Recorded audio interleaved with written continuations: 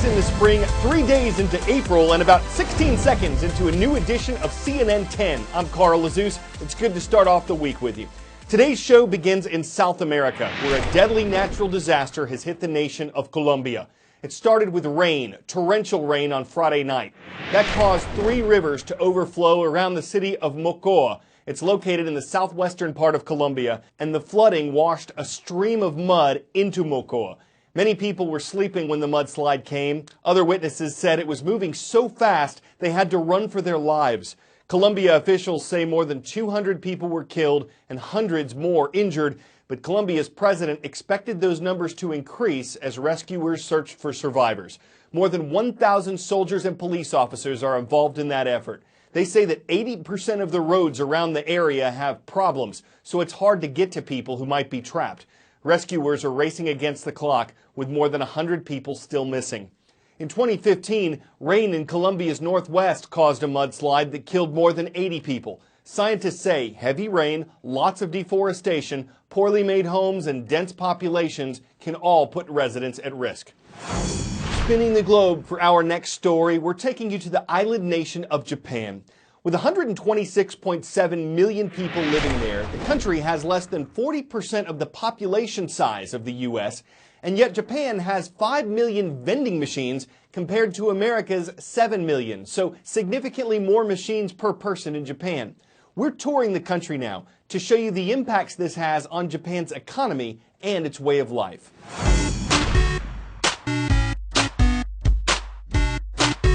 There's one on almost every corner. They line side streets, train stations. Vending machines are an essential part of life in Japan. You could almost go an entire day fueled on stuff from them. Let's begin with breakfast. They have premium banana and low sugar banana.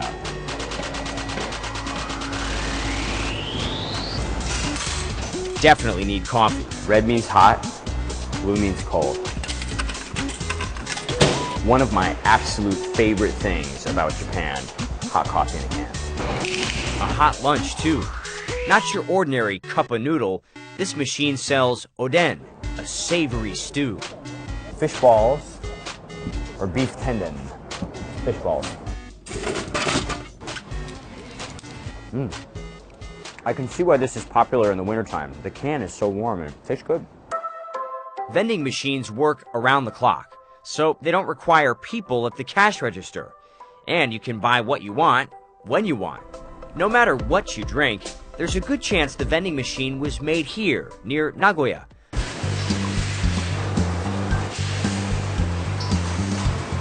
Fuji Electric counts about 20 beverage companies as clients. The machines come in different sizes and colors, but they're all pretty much the same inside. That gives us efficiency, says factory manager Mitsuhiro Saka. We used to manufacture machines in large quantities, but it's become smaller. There are 5 million vending machines in Japan, according to the latest figures from the Manufacturers Association. That's one machine for every 25 people, said to be the highest concentration in the world. But those figures have actually declined a bit over the last decade, in part from rising competition. It's still a very big business. Vending machines sold more than $42 billion worth of goods in 2015. Keeping all that cash safe is a serious concern, even in a low-crime nation like Japan. So we can't show you the money collection components inside the door. But I did learn how they make my coffee hot. We developed a hybrid system, explained Saka. It uses exhaust heat created by the cooling chamber to warm up your drink to 55 degrees Celsius, all the while saving energy. But now, 24-hour convenience stores, the Japanese call konbinis, compete with vending machines for customers, and beverage makers face a struggle securing new locations. For operators like Ichiro Yunoe, the challenge is still to refill machines with the best-selling products. He tells us he's been doing this for 12 years and handles about 3,500 cans a day. Technology could make his job easier, Smart vending machines, connected to the internet, are able to collect sales data, even notify the repairman when they break down. Another evolution for an everyday object that's evolving along with modern life in Japan. The West Indian manatee, the Florida manatee as an example, is no longer considered an endangered species by the U.S. federal government. Back in the 1970s, officials in Florida counted just a few hundred of these aquatic mammals. This year, and for the third year in a row, they spotted more than 6,000 manatees. And the U.S. Fish and Wildlife Service cited their dramatic turnaround as its reason for removing manatees from the endangered species list. Some environmental and animal rights groups disagreed with this decision, saying it was made too soon and that the government didn't include a plan for assessing the animal's recovery in the long term.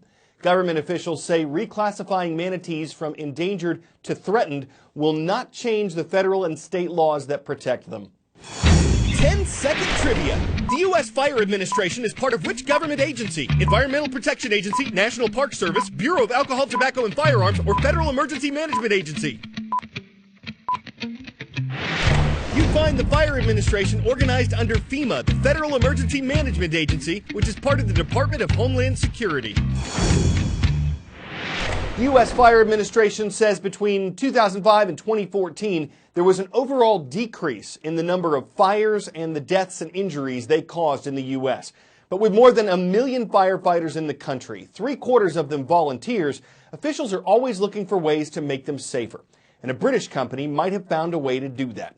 With a price point of between $1,500 and $1,900, though, funding could become an issue for many fire departments who usually pay around $400 for a basic mask.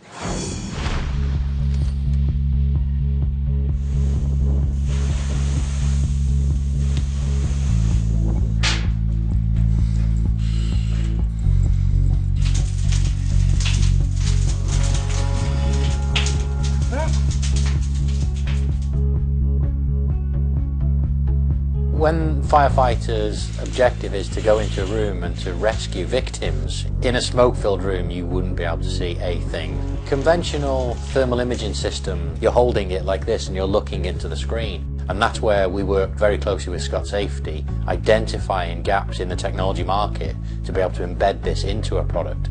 This bit here is the camera, that there is the in-mask display.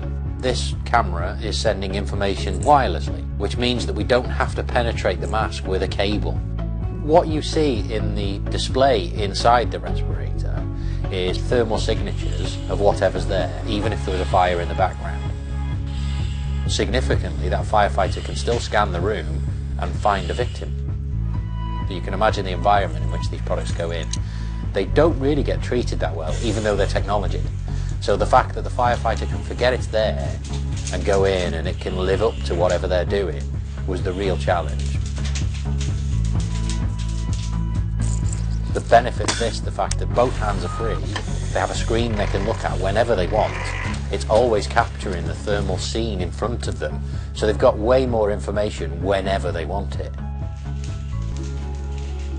It's a proud day when you see such an impactful product improving people's lives.